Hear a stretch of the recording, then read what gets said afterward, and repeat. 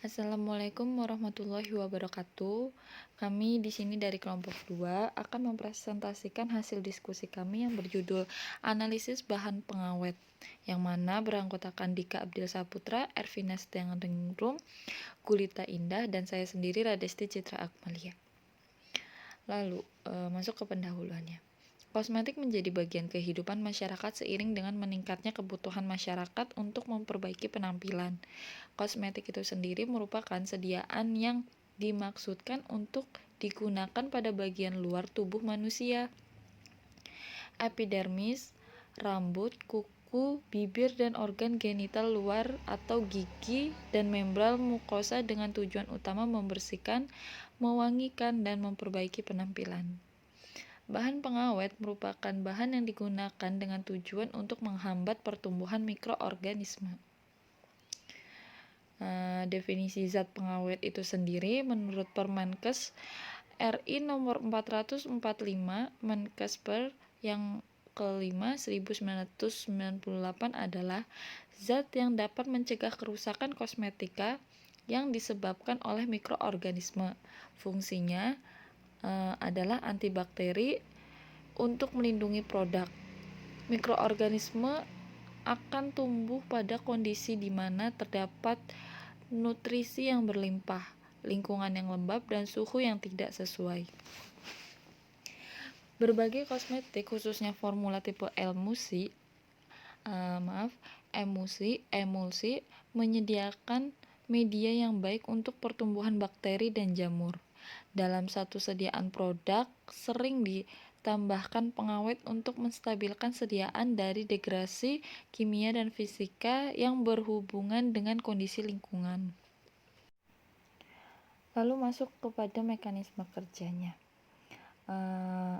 yang mana pengawet mempengaruhi dan mengganggu pertumbuhan mikroba, multiplikasi, dan metabolisme melalui mekanisme modifikasi, permeabilitas membran sel, dan menyebabkan kebocoran komponen penyusun sel. Nama lainnya itu lisis parsial.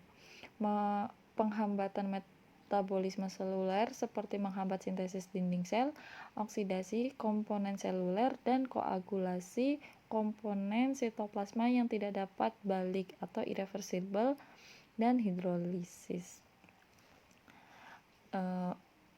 Berikut merupakan mekanisme kerja dari zat pengawet. Lalu masuk ke pemilihan pengawet harus didasarkan pada pertimbangan berikut, yaitu yang pertama, pengawet dapat mencegah pertumbuhan tipe mikroorganisme tertentu terutama yang sering mengkontaminasi sediaan. Yang kedua, pengawet cukup larut dalam air untuk mencapai konsentrasi yang cukup dalam fase air dan sistem yang terdiri dari 2 atau lebih fase. Selanjutnya, komposisi pengawet tetap tidak terdisosiasi pada pH di mana sediaan tersebut dapat mempenetrasi mikroorganisme dan mengganggu integritasnya. Kemudian yang keempat, konsentrasi pengawet yang diperlukan tidak boleh mempengaruhi keamanan dan kenyamanan pasien selama penggunaan sediaan tersebut. Non-nitritating, no-sensitizing, dan non-toxic.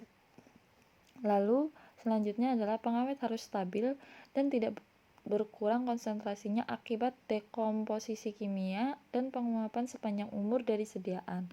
Pengawet harus cocok, kompatibel dengan semua komponen formula sediaan, tidak saling mengganggu aktivitas masing-masing.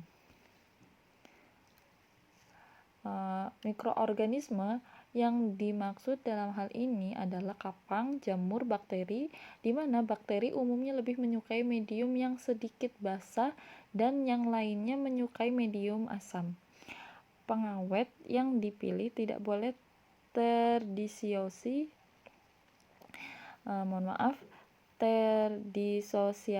pada pH sediaan. Pengawet yang bersifat asam seperti asam sorbat, benzoat, dan borak tidak terdisosiasi dan lebih efektif dalam medium yang lebih asam. Kebalikannya, pengawet yang bersifat basa kurang efektif pada medium yang bersifat asam ataupun netral dan lebih efektif dalam medium yang bersifat basa. Lalu yang selanjutnya adalah jenis pengawet dalam kosmetik, yang mana jenis pengawet yang sering digunakan adalah para oksibenzoat atau sering disebut dengan paraben. Paraben juga merupakan pengawet yang banyak digunakan dalam makanan. Adapun jenis-jenis pengawet yang digunakan dalam kosmetik adalah yang pertama, asam organik dan garamnya serta esternya. Contohnya yaitu asam dehidroasetat, asam sorbat, asam salisilat, asam propionat, dan garamnya juga asam benzoat beserta garamnya, dan alkil ester 4-hidroksibenzoik asid yang paling banyak digunakan beserta alkil esternya. Umumnya dikenal sebagai paraben dan garamnya. Adapun pengawet tersebut diantaranya metilparaben, etilparaben, propilparaben, dan butilparaben. Aktivitas antimikroba golongan tersebut meningkat seiring dengan meningkatnya jumlah karbon pada rantai alkilnya, tetapi kelarutannya dalam air itu menurun. Lalu yang kedua adalah aldehidat dan pengawet yang melepaskan formaldehid, yang mana contohnya paling banyak digunakan adalah formaldehid yang dikenal sebagai oksimethylmetilen atau formalin. Keuntungan dari formalin ini sendiri murah, lebih mudah larut dalam air daripada minyak dan lemak, digunakan pada media yang berair seperti sampo, gel, sabun, gel mandi, sabun cair untuk cuci tangan. Kekurangan dari formalin ini tidak berwarna, menimbulkan gas yang iritan, dapat menyebabkan mata berair, sensasi terbakar pada mata dan tenggorokan, mual, susah bernafas, dan alergi. Berdasarkan keputusan Cosmetic Toiletry and Fragrance Association atau CTFI dan EU Scientific Committee on Consumer Product atau SCCP, ditetapkan bahwa batas maksimal pengawet didasarkan pada pelepasan kandungan formaldehidnya, yaitu maksimum formaldehid yang dilepaskan sebesar 0,2%. Contohnya benzyl hemiformal 0,15% sebanding dengan 0,044% formaldehid. Lalu yang ketiga, amida, piridin, dan garam benzalkonium. Contohnya itu triklokarbon, heksamidin, klorheksidin, dan benzalkonium klorida. Lalu yang selanjutnya fenol dan derivatnya, contohnya itu fenol, klorofen, dan triktosan. Lalu yang kelima adalah alkohol dan derivatnya, contohnya bensil alkohol, fenoksietanol, dan klorobutanol. Lalu yang keenam derivat imidazol, contohnya klimbazol, DMD, hidantoin, imidazolidinilurea, dan urea diazolidinil. Lalu yang terakhir adalah pengawet lainnya, contohnya bronidox dan metilisothiazolin.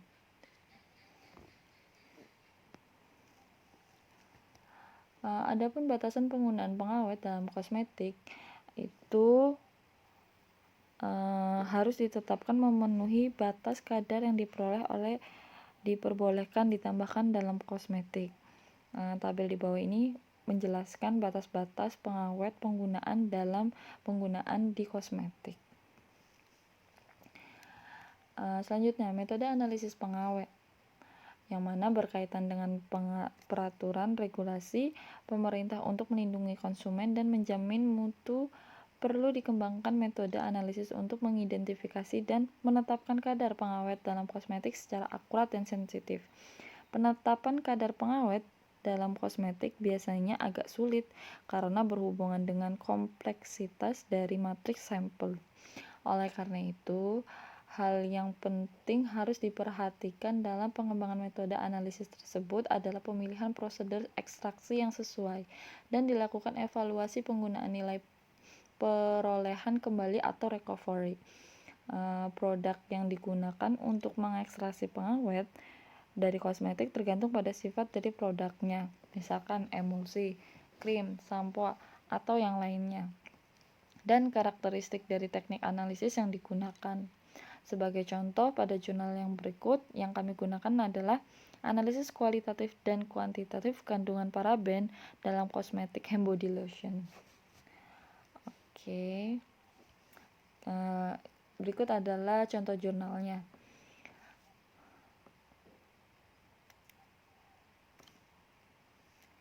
Lalu kita langsung masuk ke metodenya. Yang mana pertama dilakukan pengambilan sampel. Sampel hand body lotion, body lotion yang digunakan dapat diperoleh dan dibeli di pasaran dengan merek body lotion yaitu Citra, Nivea, dan Vaseline. Pembuatan larutan stok metil paraben 1 mg per ml adalah tahap selanjutnya, yang mana ditimbang metil paraben nipagin BPFI sebanyak 10 mg, kemudian ditambahkan 10 mg metanol dan diaduk hingga larut. Kemudian tahap ketiga adalah pembuatan larutan baku metil paraben 100 mikrogram per mililiter, yang mana dipipet larutan stok metil paraben atau nipagin sebanyak 1 ml ke dalam labu ukur 10 ml. Kemudian ditambahkan etanol hingga 10 ml, lalu digojok hingga homogen. Langkah selanjutnya adalah pembuatan larutan seri metil paraben, yang mana dibuat larutan seri metil paraben dengan variasi konsentrasi 1 mikrogram per mililiter, 2 mikrogram per mililiter, 3, 4, 5 dalam labu ukur 10 ml dengan menggunakan pelarut etanol. Lalu dilakukan preparasi sampel, yang mana ditimbang sampel lotion yang sampelnya itu yaitu Citra, Nivea, dan Vaseline sebanyak 1 gram. Kemudian ditambahkan 10 ml etanol, lalu disonifikasi selama 10 menit dan disaring dengan kertas Wetman. Hasil saringan dimasukkan dalam labu ukur 50 ml, lalu ditambahkan etanol hingga 50 ml. Masuk kepada metode kualitatif, penelitian kadar metil paraben, yang mana indikasi kualitatif metil dan profil paraben terhadap produk hand body lotion dilakukan dengan membandingkan spot pada plat KLT. Secara visual, penetapan kadar metil paraben dilakukan dengan menggunakan metode kromatografi lapis tipis fase terbalik C18 dengan ukuran plat 10 cm x 20 cm. Yang pertama, plat KLT dicuci dan diaktifasi pada suhu 100 derajat Celcius selama 10 menit dengan menggunakan metanol. Kemudian plat KLT yang sudah diaktifasi ditotolkan sebanyak 10 mikro larutan sampel, larutan seri, dan larutan standar. Chamber dijenuhkan dengan fase gerak metanol 60% dan metanol 30%. Plat yang telah ditotolkan dielusi dalam chamber berisi fase gerak 60% sampai batas pengembangan. Lalu dilanjutkan dengan evaluasi dalam chamber berisi metanol 30% sampai pada batas pengembangan. Plat yang telah dieluasi dikeringkan sebentar lalu diamati di bawah UV 254 nm dan UV 366. Hasil yang ditetapkan dicatat dan ditentukan kadar sampelnya. Lalu masuk kepada metode kuantitatif yang digunakan. Jadi analisis kuantitatif dilakukan untuk mengetahui kadar metil paraben dalam hand body lotion. Sebelum melakukan analisis kuantitatif, maka dilakukan validasi metode. Validasi metode yang dilakukan antara lain yaitu linearitas, akurasi, presisi, LOD, dan LOG. Yang mana validasi Metode linearitas dibuat dengan menggunakan 3 variasi konsentrasi, yaitu 10, 20, 30, 40, dan 50. Kemudian validasi metode presisi menggunakan 3 variasi konsentrasi dengan 3 kali pengulangan sesuai dengan persyaratan yang tertera pada Farmakopeia Indonesia. Validasi metode akurasi atau perolehan kembali dilakukan sesuai dengan persyaratan Farmakopeia Indonesia dan ICH guideline, yaitu menggunakan 3 variasi konsentrasi yang diukur dengan 3 kali pengulangan agar memenuhi validasi suatu metode. Lalu berdasarkan hasil yang diperoleh dari penetapan validasi metode LOQ dan LOD,